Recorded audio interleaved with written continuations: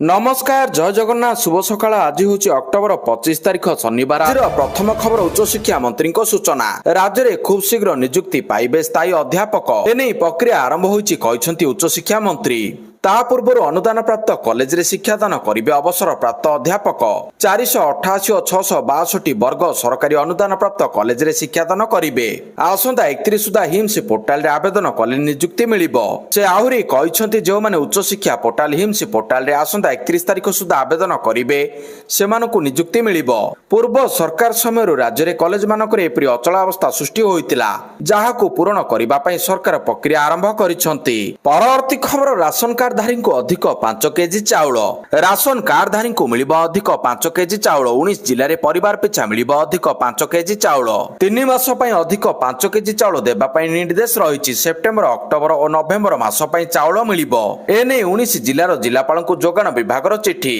अनुगुल बालेश्वर बरगड़ भद्रक कटक देवगढ़ ढेंकानाल गंजाम जगतसिंहपुर जाजपुर झारसुगुड़ा केन्द्रापड़ा केन्दुझर खोर्धा मयूरभंज नयागढ़ पुरी संबलपुर और सुंदरगढ़ रे एई चाउल बंटन करा जिवो परवर्ती खबर आईएमडी रो बड़ सूचना 27 सकाळे बंगोपसागर रे बात्या आज अवपातर रूप नेब लघुचाप 26 बेलकु गभीर अवपात रे परिणत हेबो 27 सकाळे बात्यार रूप नै पारे लघुचाप एबे धीरे धीरे उत्तर पश्चिम उत्तर दिगरे गति करुछि घंटा प्रति 3 किलोमीटर बेगरे गति करुछि बंगोपसागर रे बड़ गोटाउछि बात्या पई रहिछि अनुकूल पाग सूचना दैछंती भारतीय पाणीपाग विभाग तेबे बात्या केउंठी माड हेबो से नै एबे जाय कोनोसी सूचना मिली नाही बंगोपसागर सृष्टि है आउ एक लघुचाप राज्य में एबे एक लघुचाप प्रकोप कमिथिबा बेले बंगोपसागर आउ एक लघुचाप सक्रिय होइछि दक्षिण पूर्व बंगोपसागर और संलग्न दक्षिण अंडमान सागर अंचल उपरे सक्रिय रहिछि लघुचाप यह पश्चिम उत्तर पश्चिम दिगरे गति करी घनीभूत हेबो 24 घंटा रे आउरी घनीभूत होई आगको बढ़िबा सह परवर्ती 24 घंटा मध्यरे एक स्पष्ट चिन्हित लघुचाप रूप नेब लघुचाप प्रभाव राज्य में आसंता 27 तारिख पर्यंत विभिन्न स्थान में वर्षा संभावना रही विशेषकर उपकूल और दक्षिण में अधिक वर्षा हेबो बोली पाणीपाग केन्द्र पक्षरु कुहाଯାଇଛି परवर्ती खबर रथयात्रा जैविक चाउल रे कोठभोग आसंता रथयात्रा जैविक चाउल रे प्रस्तुत हेबो कोठभोग कृषि विभाग प्रमुख शासन सचिव अरविंद पाढ़ी सूचना बलभद्र जैविक चाष मिशन द्वारा प्रस्तुत चाउल प्रस्तुत हेबो भोग श्रीअन्न कार्यक्रम में अनेक जिले में जैविक चाष करा जाउछि नियाली एवं कोरापुट रे चाषी जैविक धान चाष करुछंती परवर्ती खबर 2 लाख टंकार सहायता घोषणा कले प्रधानमंत्री बेंगालुरु हैदराबाद जातीय राजपथ में बस जली 20 जन यात्री मृत्यु घटना दुख प्रकाश करिसंती प्रधानमंत्री नरेंद्र मोदी मृतकों परिवार को समवेदना जणाइबा सह आहतों आशु आरोग्य कामना करिसंती या सहित प्रति मृतकों परिवार को 2 लाख टंका लेखाएं सहायता राशि प्रदान करा जिवो बोली घोषणा करिसंती सूचना मुताबक हैदराबाद बेंगालुरु एनएच उपरे हुतुतु होई जଳି जायतिला एक यात्रीवाही बस रे निया लागि 20 रु अधिक जीवंत हो जाइतिबा सूचना मिली परवर्ती खबर ओडिशा रे हेबो बिहन हब डाली जातीय फसल रे आत्मनिर्भर अभियान रे ओडिशा हेबो बिहन हब एने सूचना दैछंती उप मुख्यमंत्री केबी सिंहदेव उप मुख्यमंत्री अध्यक्षता रे सघन कृषि कार्यक्रम उपरे एक बैठक अनुष्ठित होइतिला तेउथिरे विलुप्त प्राय खाद्यर पुनरुद्धार विषय रे आलोचना होइतिला प्रधानमंत्री डाली जातीय फसल रे आत्मनिर्भर हेबार आह्वान रे अनुप्राणित होई डाली क्षेत्र में आत्मनिर्भरशीलता हेबा पई ओडिशा क्लस्टर पद्धति माध्यम रे राज्य रे हरड़ कला चना एवं अन्य डाली जातीय फसल चाष को प्रोत्साहित करबा पई निष्पत्ति होईछि परवर्ती खबर दिल्ली रे बड़ विस्फोरण प्लान फेल दिल्ली रे बड़ विस्फोरण योजना पंड 2 जन आतंकवादी को गिरफ्त कला पुलिस दिल्ली जड़े और मध्य प्रदेश जड़े आतंकवादी को गिरफ्त करा जायछि आईआईडी विस्फोरण पर यह 2 आतंकवादी योजना करुथिले दिल्ली जनगहलीपूर्ण अंचल एमानक टार्गेट रे थिला गोविंदा और दिल्ली पुलिस स्वतंत्र टीम रो मिलित सहयोग रे 2 जन आतंकवादी गिरफ्त होइचंती एमानक ठारु अस्त्र शस्त्र गुली जब्त करा जायछि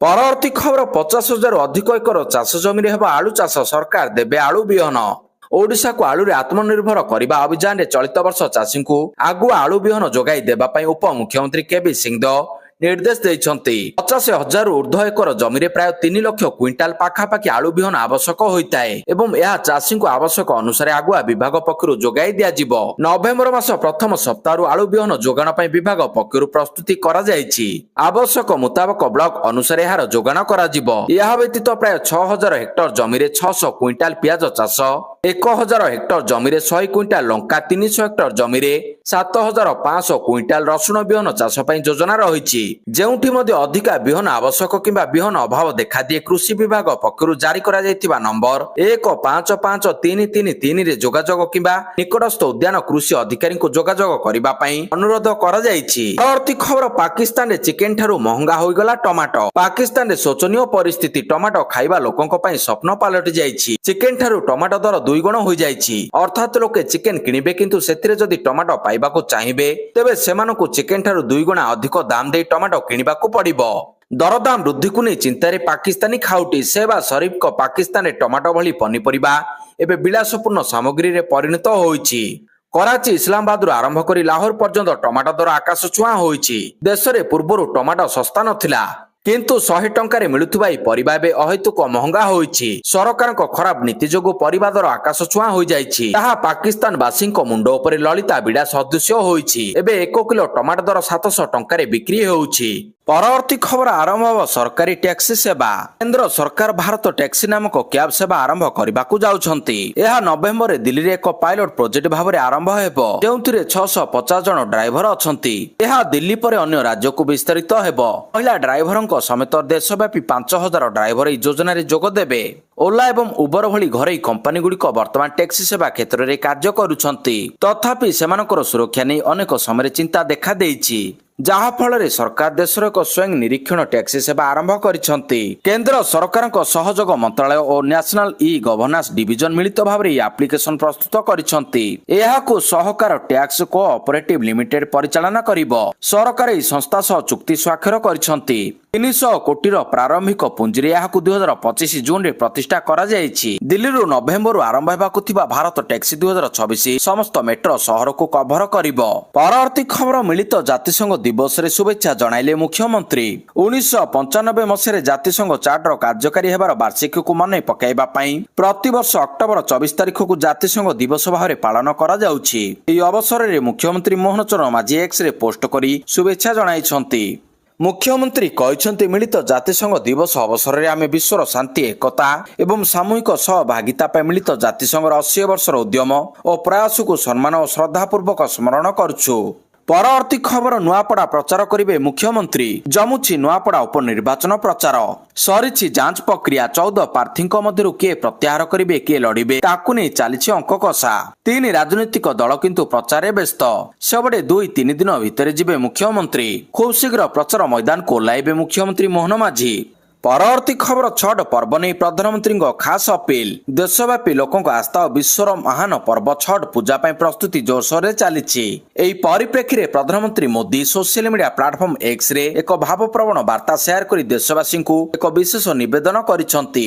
ଏହି ପବିତ୍ର ଅବସରର ମହିମାକୁ ଆହୁରି ବୃଦ୍ଧି କରିବା ପାଇଁ ସେ ସେମାନଙ୍କୁ ଛଟ ପୂଜା ସହିତ ଜଡ଼ିତ ଲୋକପ୍ରିୟ ଗୀତଗୁଡ଼ିକୁ ସେୟାର କରିବା ପାଇଁ ଅନୁରୋଧ କରିଛନ୍ତି। ପ୍ରଧାନମନ୍ତ୍ରୀ ମୋଦି ଇନଷ୍ଟାଗ୍ରାମରେ ଲେଖିଛନ୍ତି ପ୍ରକୃତି ଏବଂ ସଂସ୍କୃତିକୁ ସମର୍ପିତ ମହାନ ପର୍ବ ଛଟ ପାଖେଇ ଆସୁଛି। ପରବର୍ତ୍ତୀ ଖବର ଚୀନର ସୋଲାର ମାର୍କେଟରେ ଭାରତର ଏଣ୍ଟ୍ରି। ଭାରତର ନବୀକରଣୀୟ ଶକ୍ତି କ୍ଷେତ୍ରକୁ ଏକ ନୂତନ ପ୍ରେରଣା ଦେବ ବୋଲି ଏକ ପ୍ରମୁଖ ଚୁକ୍ତି ସ୍ୱାକ୍ଷରିତ ହୋଇଛି।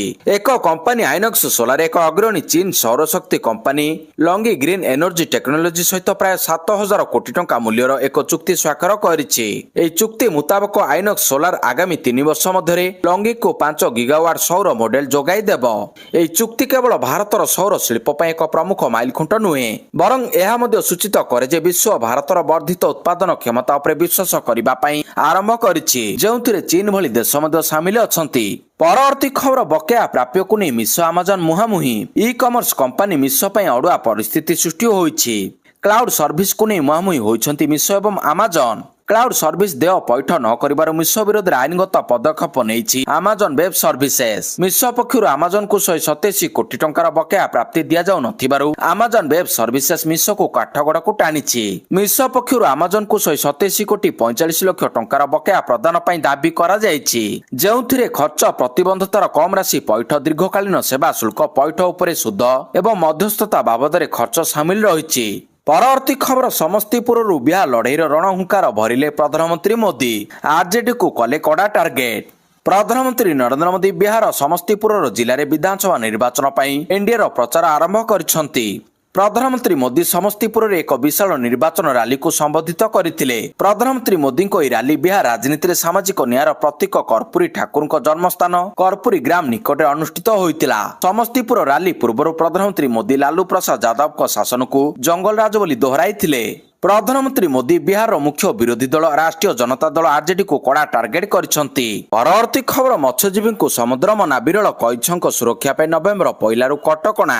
आगकू आसुची ऑलिव रिडले कईछकर प्रजनन ऋतु। समुद्र रे माछ धरिबा नै लागिब कटकणा।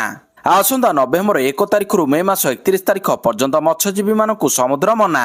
ट्रलर और यंत्रचालित डंगा माडरे जेपरी कईच मृत्यु न हुए एने अंटा भिड़ी प्रशासन।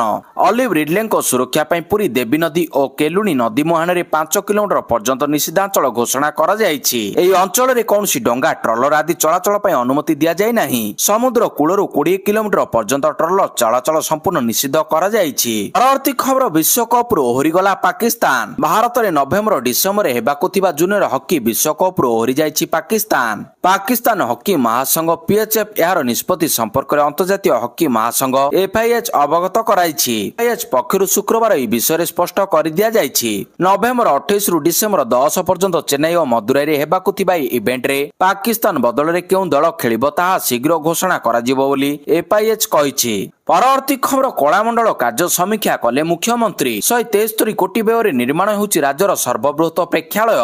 मुख्यमंत्री मोहन चरण माझी शुक्रवार लोकसभा भवन रे भुवनेश्वर निर्माणाधीन ओडिशार सर्वबृहत प्रेक्षालय कलामंडल प्रकल्प कार्यर समीक्षा करिसंती। या सहित केन्दुझर जिले में क्रीड़ा भित्तिभूमिर विकास संपर्क में आलोचना करिसंती। भुवनेश्वर सैनिक स्कूल निकट में 9 एकर जमी उपर 173 कोटी टंका व्यय ओडिशार सर्वबृहत एई प्रेक्षालय इडको पक्षरु निर्माण करा जाउछि। 2000 आसन विशिष्ट प्रेक्षालय सहित 500 सीट विशिष्ट एक ओपन एयर थिएटर मध्य एई परिसर मध्य रहिबो। मुख्यमंत्री यार निर्माण कार्य को त्वरान्वित करी 2026 मे सुधा संपूर्ण करिबा पय निर्देश दैछंती। परवर्ती खबर पूर्ण हेबो राज्य रे खाली पड़थिबा 4219 कनेस्टेबल पदवी। पूर्ण हेबाकू जाउछि राज्य रे खाली पड़थिबा 4219 कनेस्टेबल पदवी।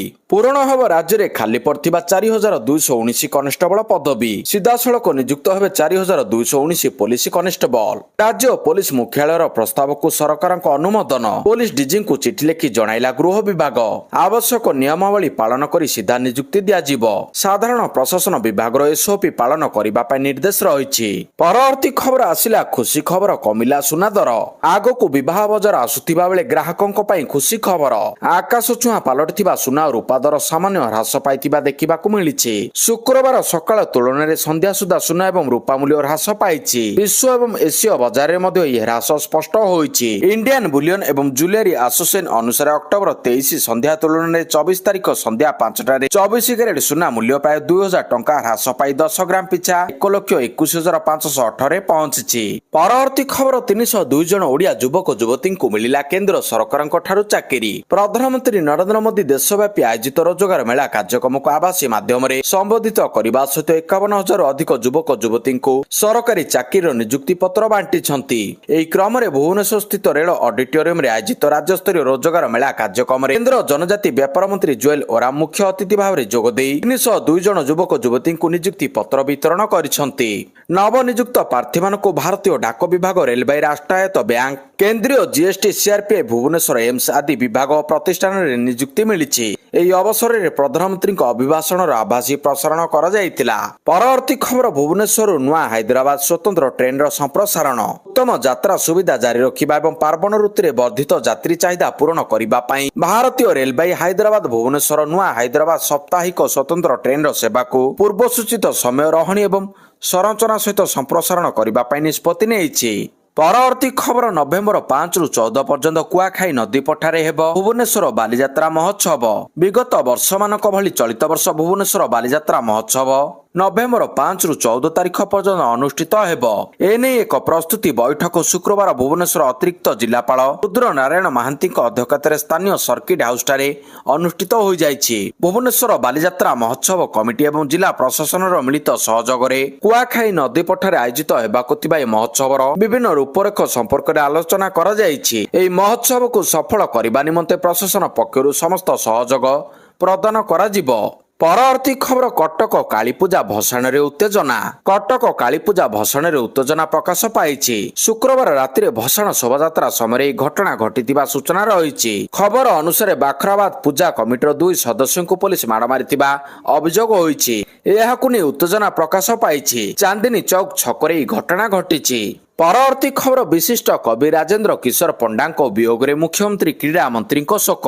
ବିଶିଷ୍ଟ କବି ତଥା ଔପନ୍ୟାସିକ ରାଜେନ୍ଦ୍ର କିଶୋର ପଣ୍ଡାଙ୍କ ବିୟୋଗରେ ଗଭୀର ଦୁଃଖ ପ୍ରକାଶ କରିଛନ୍ତି ମୁଖ୍ୟମନ୍ତ୍ରୀ ମୋହନ ଚରଣ ମାଝୀ। ଏହି ଅବସରରେ ମୁଖ୍ୟମନ୍ତ୍ରୀ ସାମାଜିକ ଗଣମାଧ୍ୟମରେ ଏକ ପୋଷ୍ଟ କରି ଲେଖିଛନ୍ତି, କେନ୍ଦ୍ର ସାହିତ୍ୟ ଏକାଡେମୀ ପୁରସ୍କାର ପ୍ରାପ୍ତ କବି ତଥା ପୂର୍ବତନ ପ୍ରଶାସନିକ ଅଧିକାରୀ ରାଜେନ୍ଦ୍ର କିଶୋର ପଣ୍ଡାଙ୍କ ବିୟୋଗ ବିଷୟରେ ଜାଣି ସେ ଦୁଃଖିତ। ମହାପ୍ରଭୁ ଶ୍ରୀ ଜଗନ୍ନାଥଙ୍କ ଚରଣ କମଳରେ ତାଙ୍କର ଆତ୍ମାର ସଦ୍ଗତି ନିମନ୍ତେ ପ୍ରାର୍ଥନା କରିବା ସହିତ ଶୋକ ସନ୍ତପ ପରିବାର ବର୍ଗଙ୍କ ପ୍ରତି ସମବେଦନା ଜ୍ଞାପନ କରୁଛି। ସେହିପରି କ୍ରୀଡ଼ା ଓ ଯୁବ ବ୍ୟାପାର ମନ୍ତ୍ରୀ ଏକ ପୋଷ୍ଟରେ ଲେଖିଛନ୍ତି, କବି ରାଜେନ୍ଦ୍ର କିଶୋର ପଣ୍ଡାଙ୍କ ଦେହାନ୍ତ ଖବର ଶୁଣି ମୁଁ ମର୍ମାହତ। ଏହି ଅସମୟରେ ମହାପ୍ରଭୁ ତାଙ୍କ ପରିବାରକୁ ଅସୀମ ଶକ୍ତି ପ୍ରଦାନ କରନ୍ତୁ ଓ ଅମର ଆତ୍ମାକୁ ସଦ୍ଗତି ଦିଅନ୍ତୁ। ପରବର୍ତ୍ତୀ ଖବର ବ୍ୟାଙ୍କ ଆକାଉଣ୍ଟରେ ରହିପାରିବେ 4 ଜଣ ନୋମିନି। ଏଣିକି ବ୍ୟାଙ୍କ ଆକାଉଣ୍ଟରେ ରହିପାରିବେ 4 ଜଣ ନୋମିନି। ଏମାନଙ୍କୁ ଆକାଉଣ୍ଟଧାରୀଙ୍କ ଉତ୍ତରାଧିକାରୀ ବିବେଚନା କରାଯିବ। ଆକାଉଣ୍ଟଧାରୀଙ୍କ ଅନ୍ତେ ତାଙ୍କ ଅଂଶ ନୋମିନିମାନଙ୍କୁ ମିଳିବ।